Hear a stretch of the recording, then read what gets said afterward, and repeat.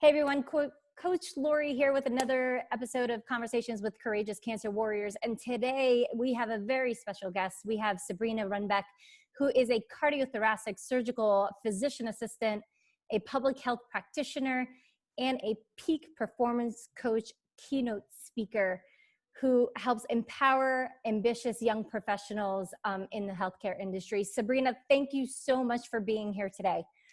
Thanks, Lori, for having me, and thanks everyone from everywhere else who are listening in to us. So I am very excited because you are truly groundbreaking with your work. I would love to just jump right in and talk about your peak performance and what that means. Yeah, so I believe performance-based is on the inner drive. How can we create not only just what we want to do, but more so attached to that motivation? Because willpower is short, and when we have a really clear motivation and building a strong mental immunity to overcome any roadblocks in life, means the external naysayers, restrictions, and the internal, this little what my friend calls itty bitty shitty crier that's chiming at us. And if we can remove all those, then we have a clear path to get to our end goal. And how we're gonna do it is the last part, which are having a strong energy foundation where you can continuously reboot that energy instantly, so you can actually do more of what you love to do, not just your obligations. I love that. Now, how is that practice done? Is it a virtual thing, or does someone come to an office? Right. So everything that I coach people through are actually done virtually. And it's the beauty of having technology, right? Like a few years ago, Zoom is not really that popular thing. And we did have Skype back then, right? Mm-hmm. So what we can leverage is really a mental fitness training. And it starts really from my experience about 4 years ago, where I remember just going in to work and it was barely 8 o'clock in the morning. I felt exhausted, running on only a few hours of sleep, and had a fever of 101 degrees. Wow. And those were not even the problems. The real problem was I was standing in front of a patient with my hands inside his open chest, trying with all that I had to get through this open heart surgery with one of my attending physicians, while knowing that case won't end for at least another 4 to 5 hours. Right. And at that point, you probably have felt the same way, where you just keep going. You're restricted in that condition or that space. And I didn't know how long I was that day. Like sometimes at work, especially if you work in the healthcare industry, your day is contingent upon your workload. And your workload is contingent upon what's going on in the operating rooms, what's going on with patient scheduling. And ultimately, someone else's timeline is how I like to describe it, right? As a healthcare professional myself, like it's common to work the 12-hour days and 5 days a week and just really get burnt out. So what you're doing as far as this energy work for people is truly amazing. And also, you're spot on when you say you have to have an end goal that you work towards. And it's true for any patient with chronic illness too, right? Like if you envision that you want to be healthy, then that's the goal that you work towards. So I would love to hear a little bit about some of the other facets that you have going on as far as like emotional immunity. Like how do you do that? What is one of the practices that you use? Yeah, so mental immunity is definitely needed, because just like we need physical immunity to fight off diseases, we need to have this mental immunity to be able to block out the negativities in our life, and whether it's the self-talk or the external restrictions, because things are just hard, right? Mm-hmm. Like life is hard, but we don't have to make them hard. We have the choice about what to deposit into our mind. Yes, our primitive brain is always going to be bombarded with these thoughts, what psychology calls them the mental chatter. And there, anything ranges about 40,000 to 70 million thoughts, right? That's going through our head every day. And what studies have found is majority of those thoughts, and some crazy numbers saying even 90% of those thoughts were from the previous day. So if we continue to be bombarded with things that do not serve us and don't have a way to shut these voices down, then we can't be creative to even making the decisions going forward. And, you know, have you looked into how technology has factored in on that? Exactly, which is a lot of distractions. Yeah.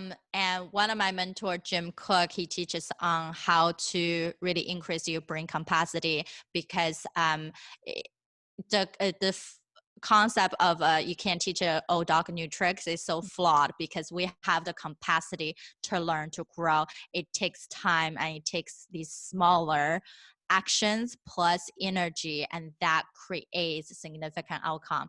So these technology distraction means we don't really remember phone numbers anymore, right? Like I remember my phone number, my mom's phone number, that's it, right? Like I don't remember any of my friends.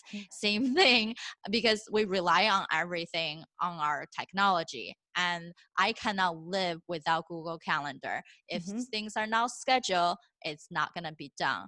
But that is actually a most practical productivity tips that I give to people. Don't write to-do lists. The more that you write to-do lists, you're just going to be worried about everything on that list you can't cross out. If you want to get something done, I teach people a focus funnel. And at the end of the funnel, you put in your calendar with a specific time of day and block out what you think might be the relatively realistic time frame to get it done. And if we wanted to achieve too much, then stress also adds in, right? Like the funniest thing is one of my clients, she's trauma PA, and she's in shift work, just like you mentioned before, right? Like day, night, weekend. And she's telling me that she felt like a weekend warrior, where you have to shift from this one thing to the next. And for me, it's like, no, actually life is combined.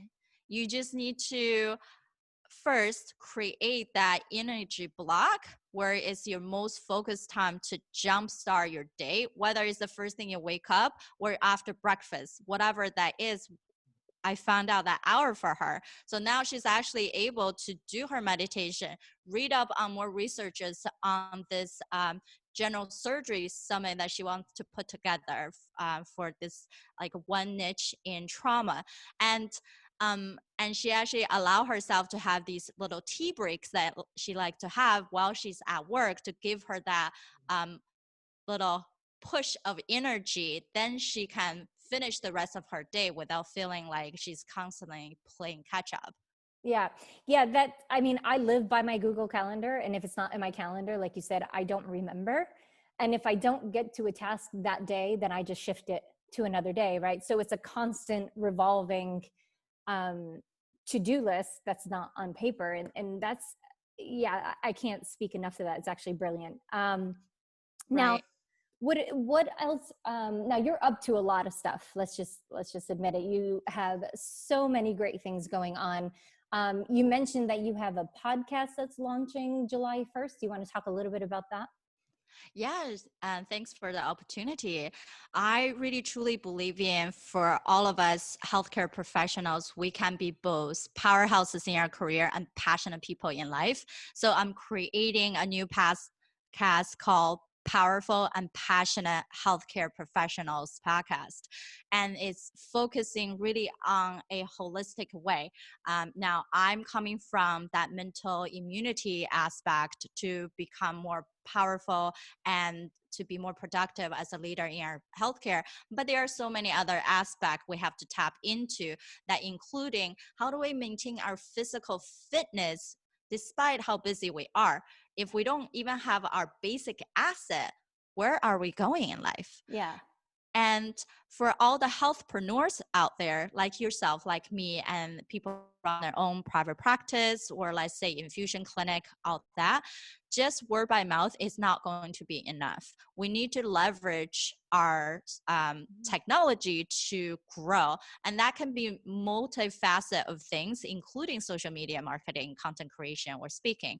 And when we are working so hard to have this financial security, we want to have a legacy. And that means we need to know our financial intelligence better to actually be safer for the family that we're creating all this goodness for. Because we're creating for them, we don't want it to be attach our identity just to work. And we actually wanted to grow our relationship with the ones we truly care about. So strengthening that love relationship is very key in finding satisfaction and happiness. And lastly, we're going to talk about how do we use our medical knowledge in other aspects. So we don't feel like now that we spent years of money, time away from family, and then we're stuck in one place. And there's so many slew of things we can expand. So I see things as to be truly satisfied, truly live a meaningful, exciting life, we need to be able to tap in all different key components of life to become this powerful person you are. And I'm bringing in expert speakers in a form of discussion, presentation, and of course, I'm someone who also have a music degree, so it's going to be a little bit entertainment and singing over there as well. I love that. I love that. That's amazing. And that launches July 1st, correct? Yes, correct. That's great. And then you also were talking about that you have some summits going on for actually it's pretty amazing. So there is a virtual summit that's happening the last week of July that is sponsored by Cigna, correct? So yeah, we are donating all the proceeds for this online summit to Cigna's Brave of Heart Fund, which supports healthcare workers and their family who has suffered due to COVID-19 to give them that financial support. Everyone who joining the summit is free, but for you to donate to get our backstage passes, to get hands-on interaction with these speakers, have 18 of them there for you. And that's what's incredible of how many people just willing to give them time to really share their knowledges of these themes that we're talking about earlier. Yeah, that's truly amazing. And, you know, I want to go back to a little bit about talking about how do you, so our audience here has been affected some way by a chronic illness, whether that's, you know, cancer or, you know, Crohn's disease, ulcerative colitis, something that, even diabetes, right? Something that over time just really takes an effort to support yourself and you need family support. And one of the things too that's really difficult is the healthcare professionals that are associated with it, that see patients day in and day out. And you spoke about it a little bit earlier about, you know, how we all get into this profession because we want to help people. We want to make sure that we leave people in a better place than when we found them. And one of the key points that you had mentioned was like, over time, you know, as a medical professional, you get burnt out. You sometimes get a little bit gritty and hardened to seeing the same thing every day. But how do you support people in not losing the excitement of why you got into the field? It's such a great question. So many people use different methods. Some people will read all the self-help books they can read, listen to different podcasts, or even start writing these gratitude journals or affirmation. But I'm telling you, it doesn't matter how many things you have been doing. If you haven't reprogramming your mental immunity, and that's when people are busy doing all these things are not seeing results because they're not truly believing in the message that they're reading and seeing. And when there's too many information, it's really hard to know what to start and what to implement, and we get discouraged. So when people are waiting to solve the problem and they still doing things, and I'm saying it's like, actually now is the opportunity to do something very specific, because when things are done right and you actually specifically implement small increments, Mm-hmm. and that's how it compound into something great. Yeah. So number one thing usually I ask people is just, how are you feeling, right? Like, Mm-hmm. Lori, about yourself, how are you feeling right now? I feel really great. I've had the time to rest, and I've had the time to be productive, which is, when that doesn't happen, I usually feel overwhelmed. So today's a good day. Okay, it's still great. it's still early. It's still early, right? What I'm trying to say is that I know you can be amazing all the time, because I feel awesome, amazing all the time. And why is that? Most people don't actually understand or know how amazing they are. Mm-hmm. And we do a lot of things just to prove to others, to ourselves, instead of accepting and realizing how amazing they are. Mm-hmm. And why do you think that is that when we are born, we're born pure, we're born with a purpose.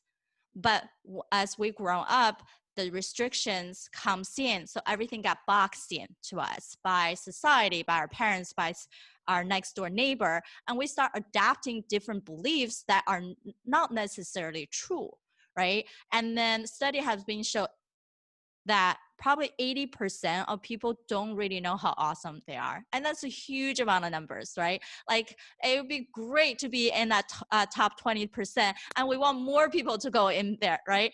But same thing, I was guilty of this years ago as well. I remember back in high school one day, I barely sit down in my AP stat class, and I was still chatting with my friends, and then my teacher is handing out the quiz that we had the week before. Well, now I'm not chatting anymore, because I'm like palpitation going, right? Like swelling, and like, because I knew when I took the test the week before, I wasn't so confident about it. So now I'm staring at that giant number in the right circle. I just start bawling. And this girl doesn't cry pretty. So people just start staring at me. It's like, what the heck is going on, right? Yeah. And I just thought into myself, with all the thoughts, probably you might be able to relate. Why did you not practice more? You could have like done more reading instead of going out to dinner with your friends. And you could have thought about these questions in a different way. How could you allow yourself to do this? All these talks of blame is what drag us down. Mm-hmm. Instead of saying, you actually didn't do that bad. And guess what the score was, actually? And 85. You're close. I was 82, right? Wow. And you're So beating yourself up over an 82, right? right. Yeah. So for many people, it's like, it's one test, it's a B minus, big whoopsie do, right? Right. But for a lot of us also, we never learned about self-empathy, Mm-hmm. forgiveness. And Mm-hmm. one of the big thing about gratitude and empathy is not giving, but actually receiving. That is the challenge. We know how to see an event that's sad, right? Like, in a lot of things that happen in our society, we know we wanted to help. But if something happened to you, even this maneuver of event, would you allow other people to comfort you and not beat yourself down? Yeah, that's a really good point, because that's one of the number one things that, people who've had a diagnosis of cancer, I could speak for myself in that I'm a very independent person, and that's what I struggled with the most, of my range of motion limitations. I mean, there was a point where I'll never forget this. Post surgery, by this point, I'm still I'm on the mend, but my doctor's appointments are like not as often as they were in the beginning. And I remember my big accomplishment that day was getting downstairs outside in the city I lived in Boston at the time, right by Boston Commons. And so I remember being really proud that I got myself dressed all by myself. I took the elevator, I got out of my building, and I was going around the corner because I just wanted a Starbucks coffee. And I get to Starbucks and I try to open the door and I can't open it. I have both hands on the door and I'm pulling and I can't open it. And I almost started to cry because I'm like, never in my life have I been not able to do something for myself. So I literally sat outside the door and I was kind of embarrassed to ask somebody to help me because I'm not used to being not self-sufficient.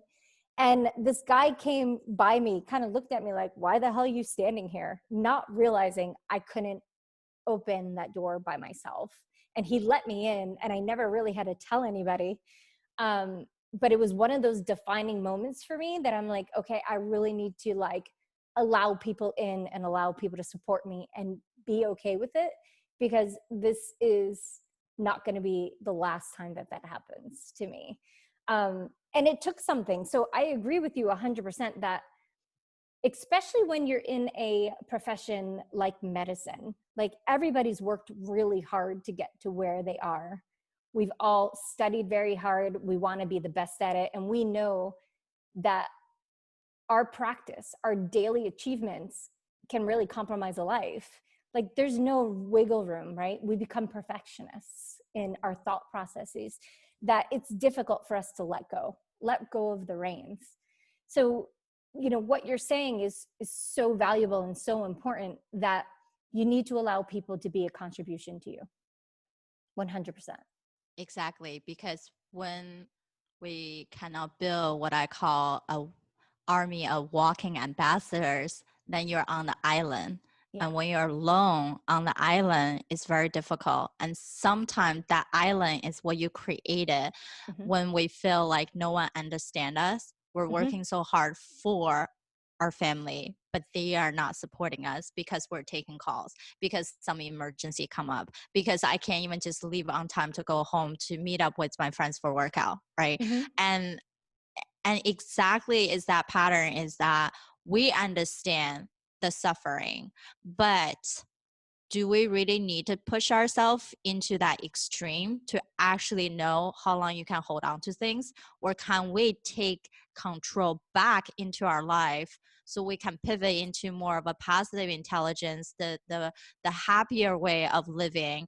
And because there's study being shown, every one negative experience, it takes 3 positive experience to overcome that. So if we continue to live in the thought of that emotional trigger of upset, and that emotion really lasts about 90 seconds, right? But it's our pattern. Somehow we keep thinking about it. Did I do this? Why that person said that? Should I have done that? Right? And all that creates the struggle instead of let the thing go. And the funniest thing, the other day I was talking to one of my friends about this too. She was having a really tough time. So I'm like, all right, there goes some free coaching. And then she's like, I don't know, like when my mom got sick, all I can think is I need to fix this. So for her, control means she'll go swimming every day. She'll keep herself busy, but not actually thinking and processing the emotions she felt through about the worry of potentially losing a family, the worry of how significant is that a cancer, right? Like the worry about what does that really truly means. And if we actually allow ourselves just to feel, to cry, to accept what doesn't work, and then you actually relieve all these burden, and then you're no longer buried down to the subconscious level, because one day that will surface no matter how hard you're going to hide it. Yeah, absolutely. And one of the things that I find myself working with a lot with my clients, and I work mostly with post-treatment cancer patients, is getting beyond the fear of reoccurrence. It's exactly what you're saying, right? You have that fear, that emotional fear of loss of control, and getting beyond the fear and to start living. Like what do we need to put in place in order for you to make it okay for you to still continue living your life without the fear always being present, right? Because you can't enjoy yourself if you're always thinking about, oh, what's this pain? What's that pain? What's going on, right? And you're not fully present in your life and enjoying the world that you created for yourself. Exactly. And Yeah, then I think one of the simple thing usually I suggest is write down anytime something good happen, you write it down in your journal, that one sentence. And you can use that sentence the next morning to do an affirmation in front of a mirror and say it out loud and truly believe in those words. Because when people say words like, I'm loved, I'm strong, but they don't believe that truly, they still have doubts, that's when it doesn't manifest. It's absolutely. that smaller moments. Why do we keep a journal of just the small things? Because those small things actually, it's meaningful because you actually believe in them, right? So Right. if you rehearse them the next day, you can kick yourself on a good note. And when you do it consistently, then you will actually see the progress. Absolutely. So I really appreciate your time today. You've brought so many golden nuggets that I'm very excited to, for your podcast, for the upcoming summits. Now, what's the best way for people to find you? I am very active on Instagram, Facebook, and LinkedIn. And my handle is my full name, Sabrina Runbeck. And for any of my free events, people can find out more about on my website, sabrinarunbeck.com. Awesome. Thank you so much again for your time today. This has truly been a pleasure. Thank you, Lori. Thanks everyone for listening.